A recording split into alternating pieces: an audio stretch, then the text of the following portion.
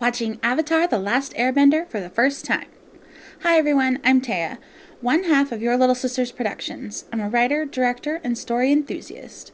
Me and Laura did a podcast about the 2010 live-action Avatar: The Last Airbender movie. She watched it as a longtime fan of the show, and I watched it as an objective third party with absolutely no interest in the matter, other than, was it a good film?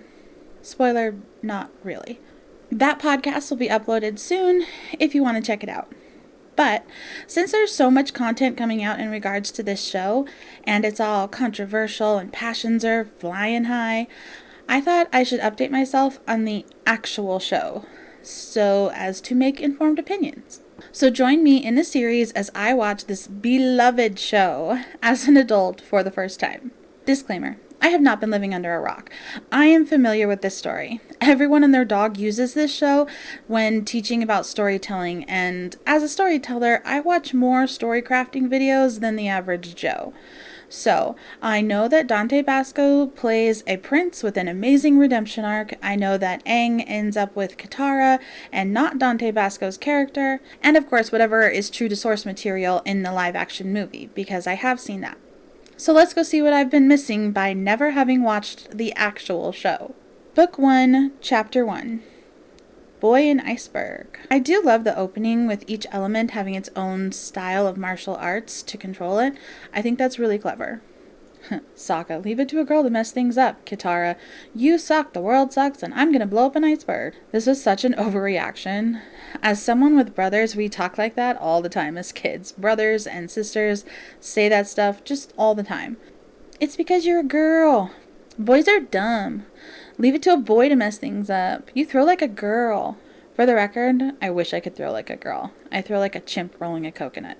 Anyway, she literally freed Aang from 100 years in the iceberg because her brother was just being a brother. Clearly, this was her boiling point, and it's been building up for a while, because she goes from younger sister looking for a big brother's approval to Snapdragon real quick.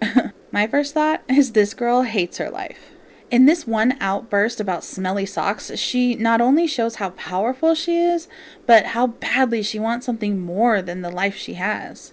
Character building through dialogue. I love to see it. Snot jokes are gross. I know this is a Nickelodeon show and green slime was their thing, but I never got into it. It's just gross. Finally. There he is. Do you It's realize what Rufio's this voice. I love it. Rufio! I don't know how to explain to this generation just how cool this kid was when I was growing up. 3 red mohawks, ripped leather, necklace of fangs, guy liner. There was no one cooler to a tomboy in the 90s. I mean, look at him. Dante Basco will forever be Rufio to me, even in cartoon form. Look, it's the same color scheme. You can convince me this isn't a reincarnation of Rufio after he dies. Man, this kid can just not catch a break. I don't need any calming tea! That's right, you tell him, Rufio. Mind their business. Bangarang. Rufio and Uncle are a wonderful duo. I'm more than ready. No, you're impatient. Such good dialogue. Showcasing their dynamic in such a short amount of time. Aang seems so young compared to Katara. Is this like an Anakin Padme situation? They end up together? I typically don't care about age gaps because once we're all adults it barely matters, but I don't think they grow up in this show. Aang needs to ask more questions. It's annoying. Where is he? Where is his family? Who are these people? What war? I haven't done this since I was a kid. You still are a kid. Since I was a kid. You still are a kid. It's another great example of story through dialogue. It's a great example of world building through dialogue. So many writers try to shove exposition into dialogue and fail. These 2 sentences exemplify just how bleak this world is that she forgot she was a kid. Chapter 2, Avatar Returns. Choose him over her tribe. Not really a choice. She clearly doesn't like her life and wants more. She might as well be staring out at the 2 suns. Highlighting the difference between Sokka versus Rufio. You have the red versus the blue. You have even the help that they have. Doing your duty alone versus being privileged and being waited on. And the attitude that they have. Fighting for something to gain versus fighting to protect someone. It's showcased so well through the visuals. Sokka's really cool for taking this on when he's not a bender until you realize he was basically defeated without fire. Rufio beats him before he even uses his power. You're just a child. You're just a teenager. This world doesn't know how to let kids be kids. Aang is the only one who understands he can still be a kid. I can see why people are so upset about the new live-action showrunners saying that Aang won't be goofy and go penguin sledding in their version. It's not just because it, quote, isn't true to his character. It's because it ruins the world building. Him being stuck in the ice for all these years is the reason all these kids are fighting wars and playing soldier and playing mom instead of just playing. All three of them don't understand even how to be a kid. Aang is the one who has it right here. In these first 2 episodes anyway, he might suck later. But for now, all he wants is to be a kid. I'm guessing that that's why he got stuck in the ice, is because he wanted to be a kid. And now, because of that, all these kids can't be kids. It's like penguin sledding is his way of making up for what he's done to all of these children by letting them be silly. They all just accept that Aang is the Avatar because Rufio said so.